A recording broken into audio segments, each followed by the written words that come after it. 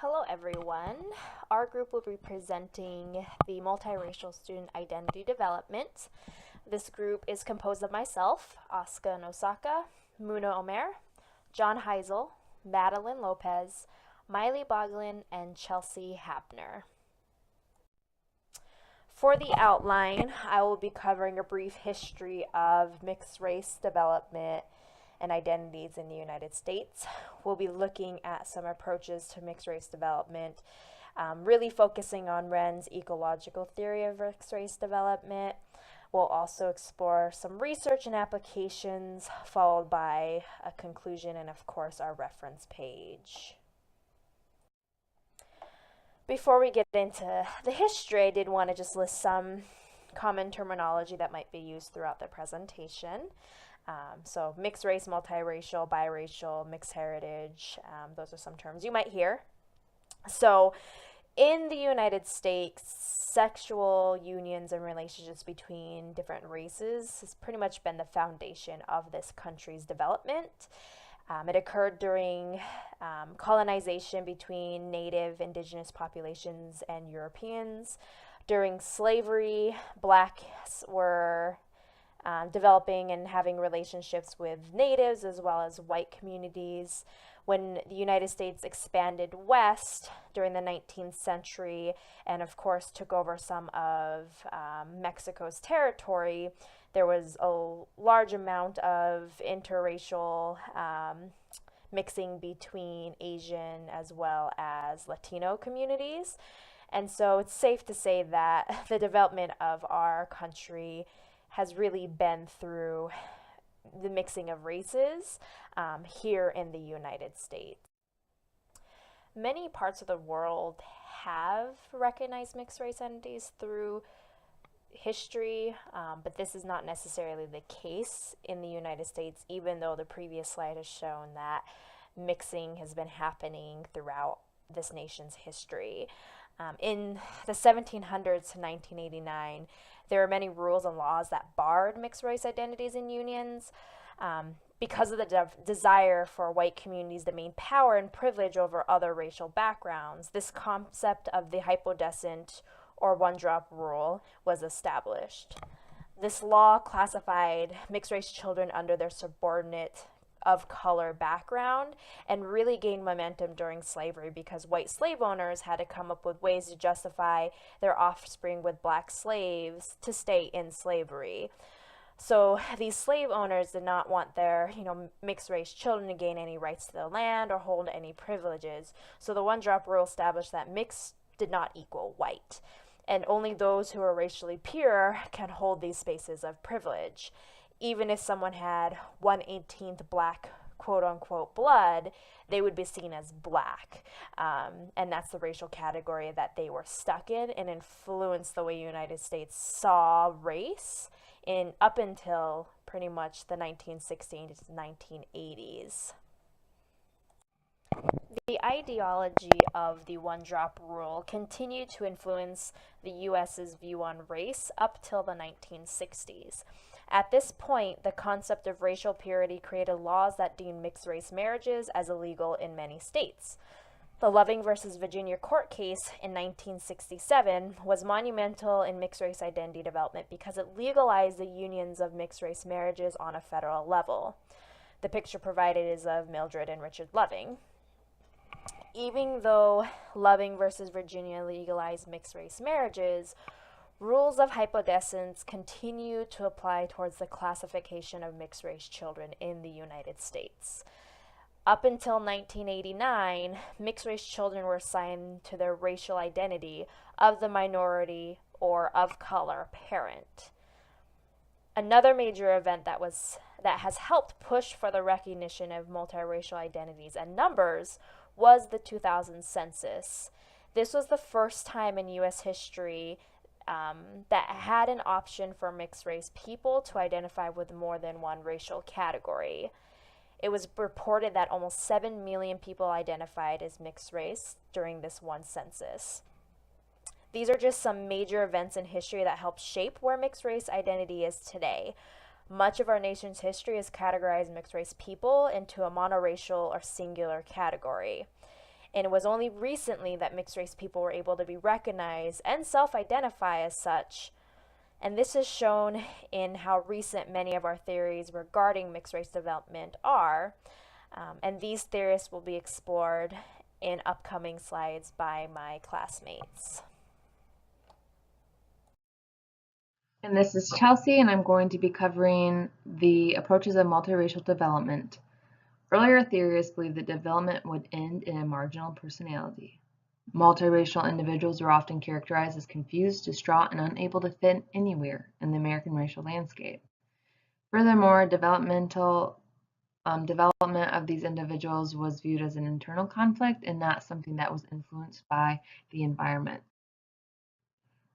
Stage theories are one of the approaches we discuss in our book, where they only suggest two endpoints in multiracial development, either assimilation to white culture or the individual identifies as biracial, drawing from both aspects of their heritage.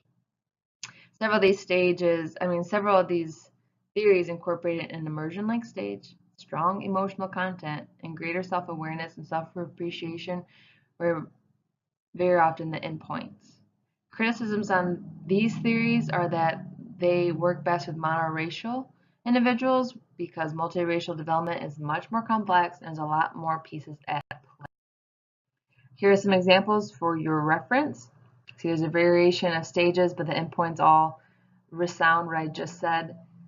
In Korgen and Pontorado was a more complex theory. Theirs just kind of viewed the overall development in imperative periods of time an individual might experience from their preschool to adulthood.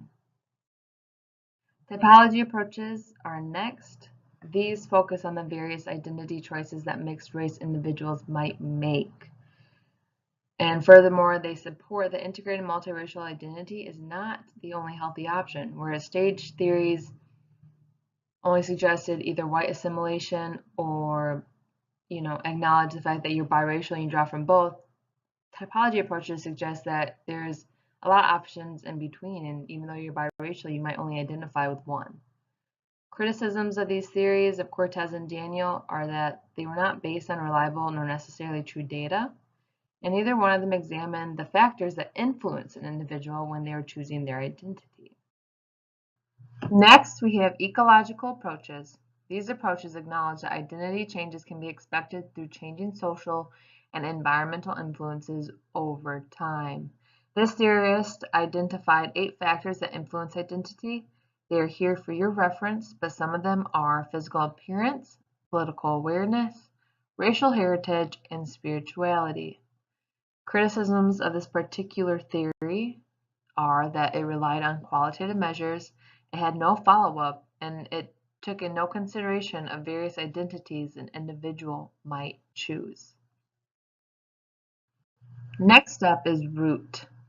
Root identified external factors that influence development as well, like the history of race within one's geographical region, something that many may not consider at first glance. Strengths of this theory are seen in all the theories that support what Root identifies. However, the criticisms include that none of the theories that support Root were designed to validate Root specifically. Furthermore, there's no specific application to higher education. Before I end, we will discuss quickly 3 different models of multiracial development. The first one is factor model of multiracial identity. It's where racial identity is chosen by the individual with considering multiple different facets of their life, so spirituality, racial ancestry, all coming inward. This does not include, however, geographic region, situation, or global experience, which is where if you were to leave to go to your ancestors' home country, you might be swayed one way over the other. Next is multiple dimensions of identity model. Identity is defined here by having multiple intersection dimensions. This reinforces a sense of fluidity of identity. You're constantly going around in circles, and you may reevaluate your identity through your class or your sexual orientation throughout your life. Finally, we have the intersectional model of multiracial identity. This has 4 core assumptions: that identity is influenced by several factors, it can change over time, that no racial identity decision is better than another, and other social groups can influence a person's racial identity. Another interesting point on this model is that individuals are defined more by the time lapse between their immigration to the US and to the present than the generation they were born in. Think, for example, baby boomers. And this over here is an image from our book as well, the galaxies. Just it's that fluid kind of feeling where you're gonna kind of be ranging all over. All right, and that's that. And now on to John with Renn's theory. This is John Heisel, and I'm going to talk about Renn's ecological theory of mixed race development. So Kristen Renn started this complex research project in about 2000, and she essentially researched the impact of different campus environments on multiracial students. So really looking at their development and influences of overlapping social situations. She did this by interviewing 56 mixed race students at 6 different colleges. Some of the aspects of the theory really focusing on ecological factors, influencing identity development, various labels individuals with mixed heritage use in identifying themselves.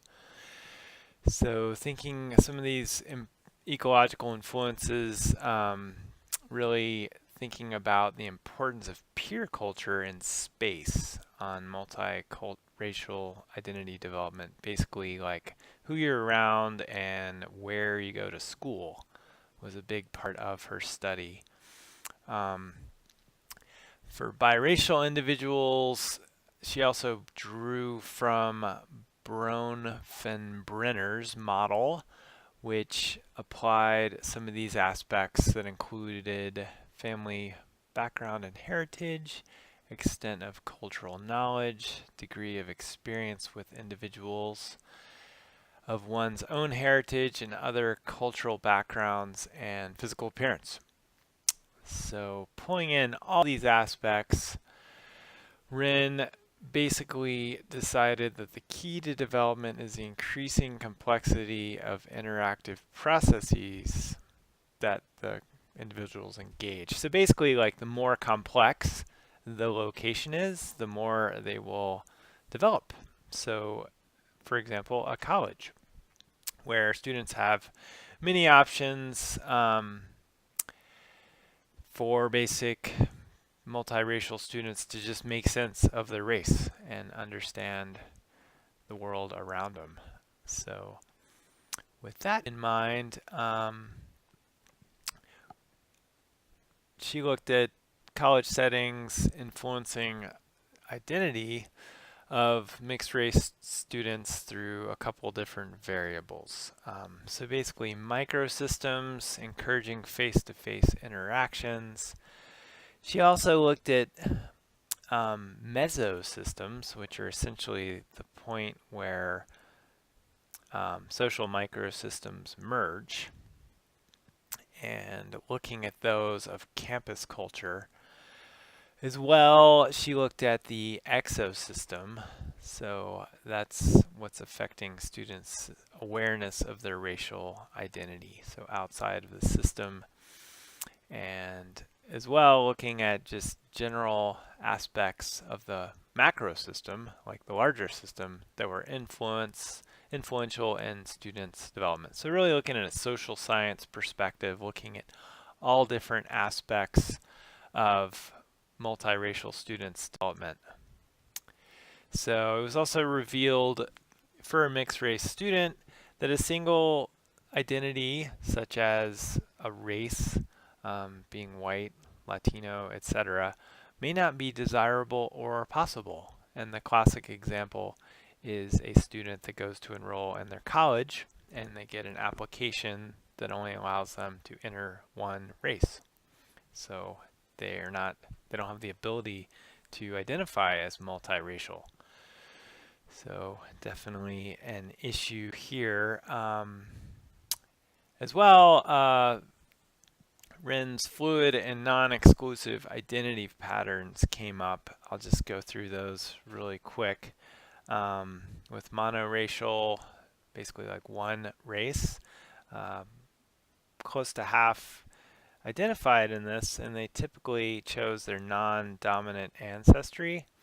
With multiple monoracial identities, for example, their race was like white and Latino, they usually chose their parental heritage. And we also have multiracial or extra-racial identities, which is basically that they're opting out of choosing a race.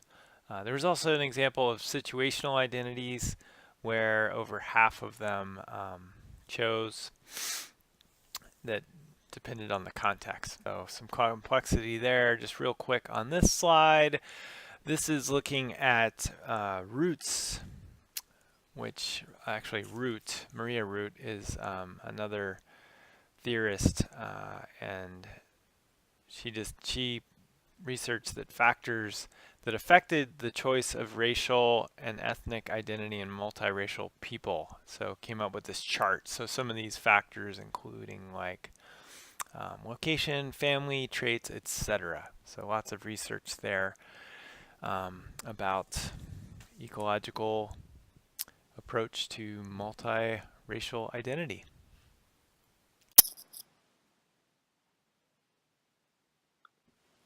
Thanks, John. My name is Madeline Lopez, and next we will be taking a deeper look at what research has to say about Renn's ecological theory of mixed-race identity development.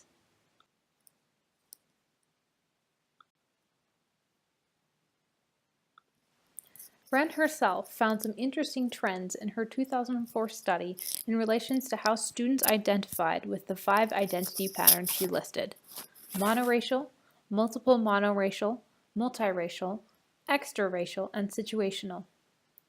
Women, on average, identified with more patterns than men.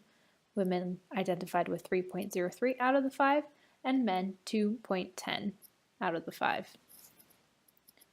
Men were more likely to select only one monoracial identity. Students with both parents of colors were less likely to identify monoracially, select multiple monoracial identities, and much more likely to select situational identities. Students with one white parent and one black parent were less likely to select an extraracial identity, which Renn believes is due to peer pressure to select a monoracial identity.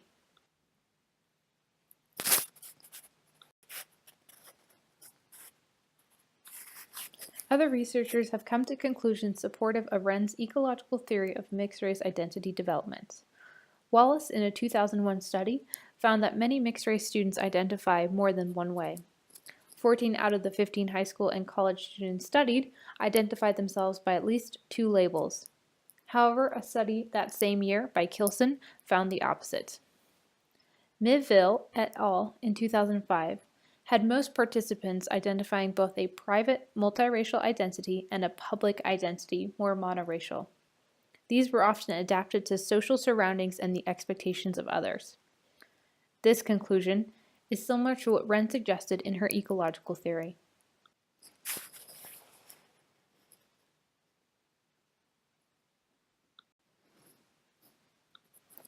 Miville et al. Also identified similar factors influencing mixed-race identity development, including significant others, specific environments, and important development time periods of the individual's life. Renn's study found differences based on the type of institution students attended, where the culture and the curriculum influenced their mixed-race identification. Back in 1996, Finney and Alpuria, when they surveyed 47 mixed-race students at 2 California state universities, found that students with one white parent were more likely to identify monoracially as white on a majority white campus than an ethnically diverse one.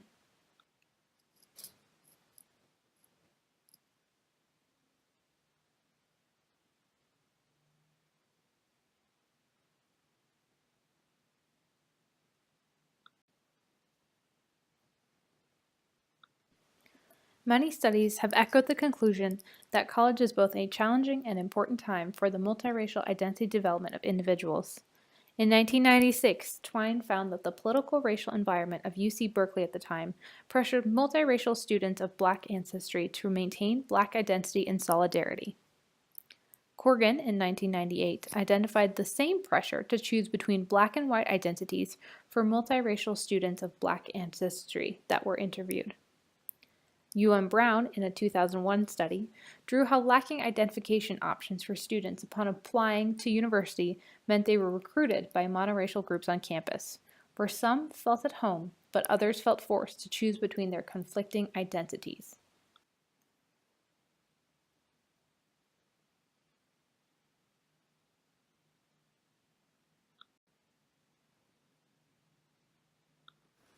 To expand on that, Wallace, in her 2003 study, explained how cultural legitimacy and loyalty were the important factors in the acceptance of multiracial individuals by others, which in turn continued to shape their identity development throughout college. For these individuals, this acceptance and the self-identification with peers and other campus groups comes from the range of fluency they have with their own racial and ethnic cultures. A. King, in the 2008 study, added that how others perceive multiracial students, including their physical appearance and the pressure to conform to those perceptions, were the biggest challenges on campus for multiracial students.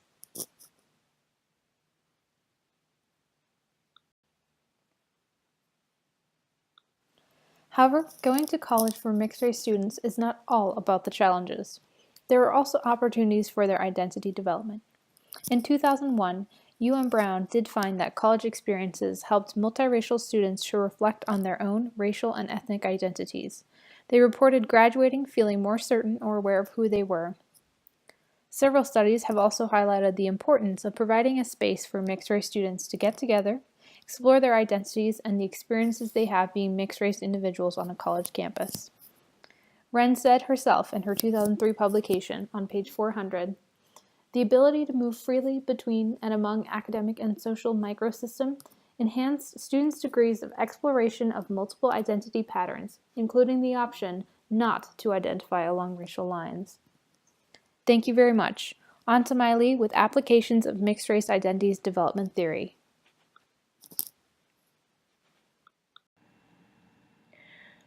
So now that we've heard a little bit more about Renn's theory, it's really important to go over how applicable this is on campus and kind of the what's next question. One of the strengths of Renn's theory is that they actually provided a large number of implications that we can move forward with in higher education practice. So to go through a few of the examples provided, we can look at assessment. So really taking stock of what our current campus looks like, what is the campus climate on multiracial identity and racial identity in general, and determining the number of multiracial students, faculty, and staff that we currently have on campus. Additionally, we can look at policy, so making sure we're collecting relevant data and what our policies are on data collection. One of the ways that we can do this is by ensuring that we have more checkboxes, so to speak, for people to self-identify for themselves of what racial identity that they have, not requiring people to fall into a duality or into a if I am this, I can't be this question. The next application for Renn's theory is in programming. So we could really take a look at the types of programs we have on campus and ensuring that we have multiracial programming. Some of what this can look like, and an easier way to look at it is really embedding it into what our campus already has. So for example, ensuring that we have a student group or a club that would be available for multiracial identifying students so that they have a community on campus. We could make sure that we are creating focus groups that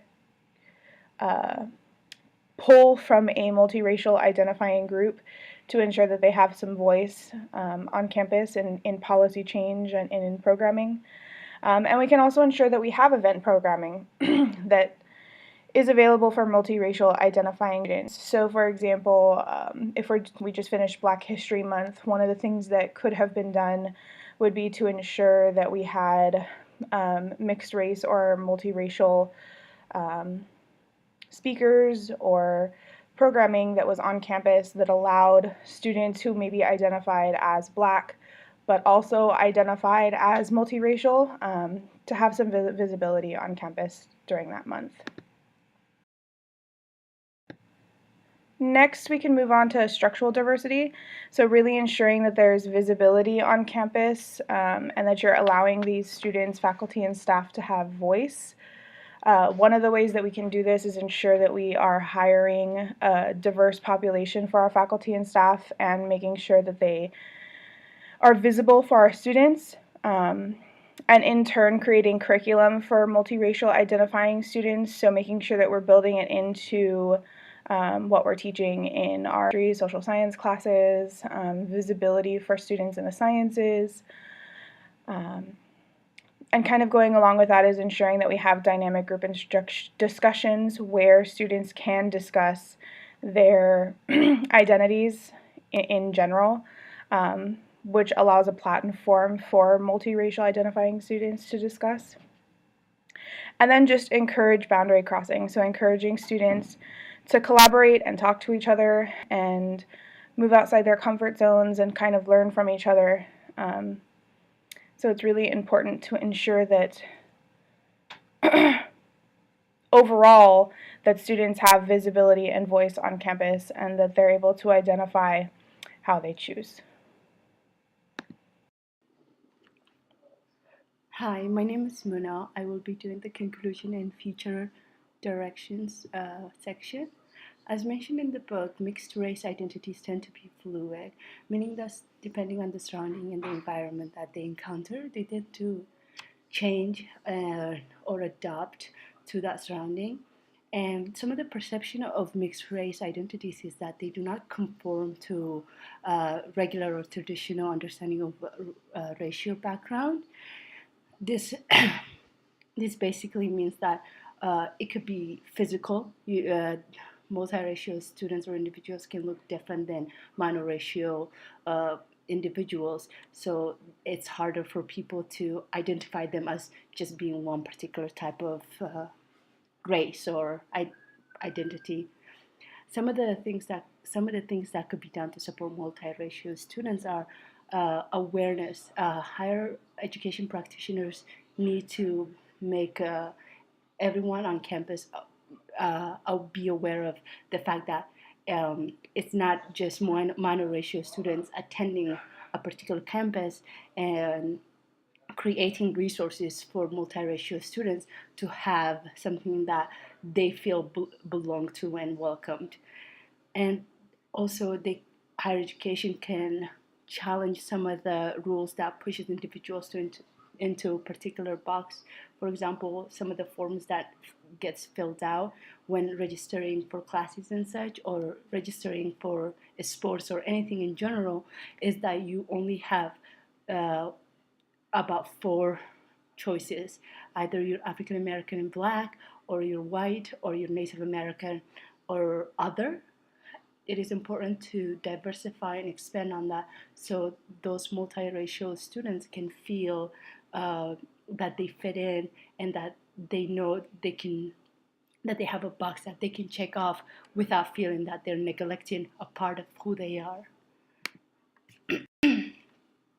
And some of the important aspects to consider when it comes to multiracial students is that many mixed individuals might face similar challenges, and it is important to figure out those particular challenges as a whole, so higher education practitioners can figure out a resolution that will be able to help fix or resolve those challenges. It might not happen in a day or two, but it is important to work towards the particular issues that the multiracial individuals are facing and figuring out a way to resolve them. And it is also important to remember that not all mixed race students or individuals come from similar background, and it is important it is essential, in fact, to celebrate the multicultural aspect of all of the students and making them feel welcome on campus and in the school environment in general. Thank you.